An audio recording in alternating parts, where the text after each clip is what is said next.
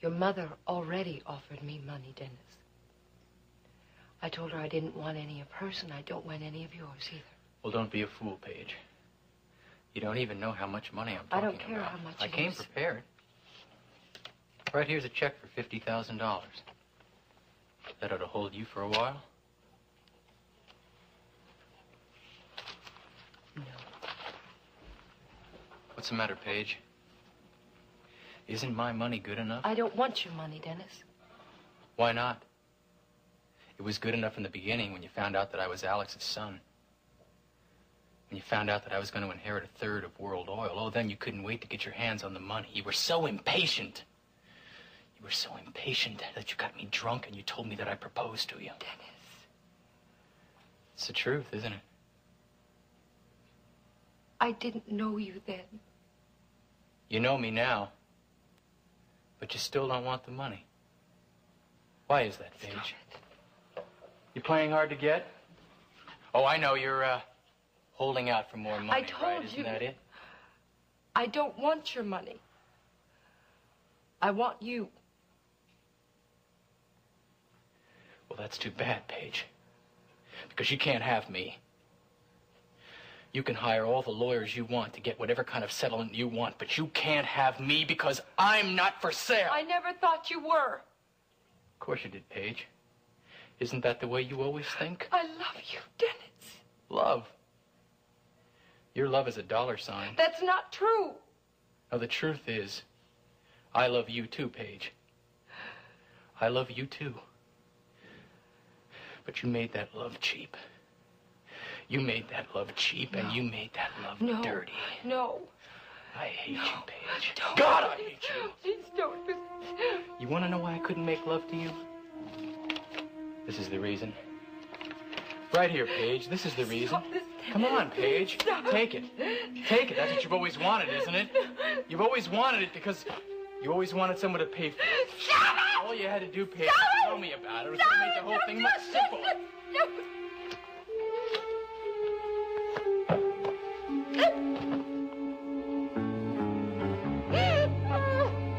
You ruined my life.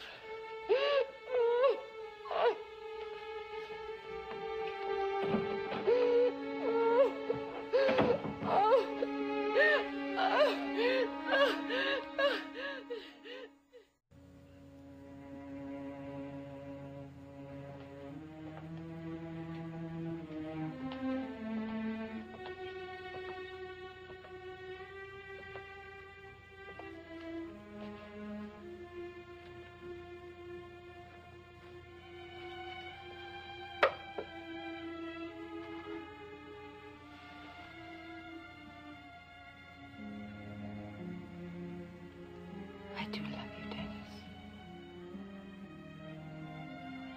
I do.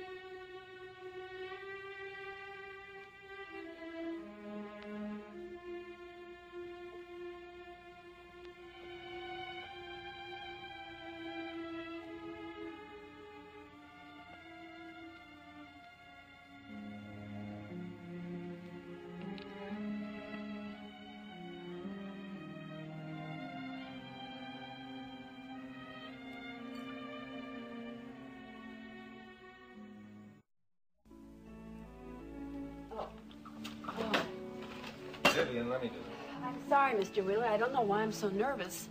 Well, I do know why I'm nervous. It's because Dennis is being sentenced today. That's all right, I understand. How's Mrs. Wheeler this morning? Oh, I don't think she got much sleep. I could hear her pacing around. I'm worried about her, Mr. Wheeler. Well, you don't have to worry about me, Vivi.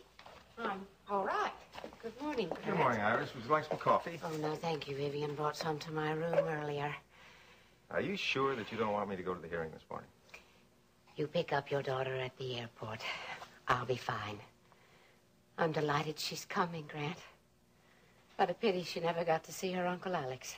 You probably better be going, Mrs. Wheeler. There's probably going to be a lot of traffic at this hour. Don't be nervous, Vivian. Stryker Bellman is the best lawyer in Texas. Well, I know that, Mrs. Wheeler. I'm very optimistic about Dennis's receiving a suspended sentence. Morning, Alfredo. You're at it rather early this morning, aren't you? Yes, sir, I am. Well, I suppose you have your hands rather full now that Mrs. Carrington's been fired. Well, I'm hoping that Mrs. Wheeler will change her mind. Well, what I know of Mrs. Wheeler, I don't think there's much chance of that. If you're here for breakfast, Mr. No, Parnell... I'm not. I'm looking for Mrs. Carrington. I wondered if maybe you'd seen her.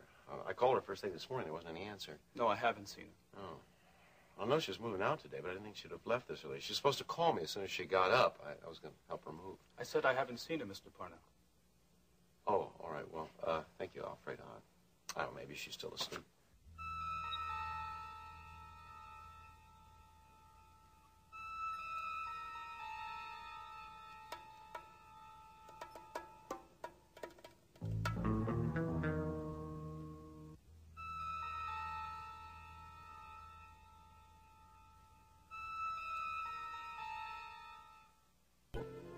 Stryker, what do you know about this Judge Chandler who's going to sentence me?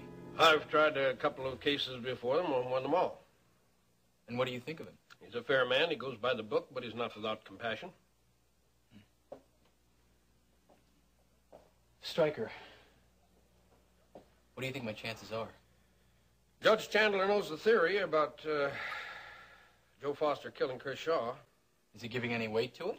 It's hard to say. The DA gave some support to the theory, so Detective Donovan. That's in our favor. Well, what's not in our favor is my confession. That's true, Dennis.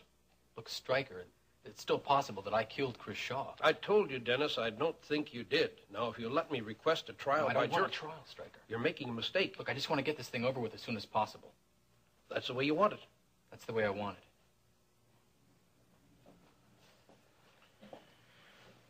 You think he'll make me say anything?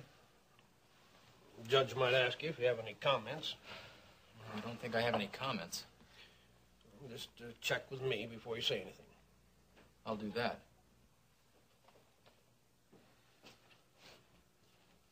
Stryker, how much longer before this hearing starts? It won't be long.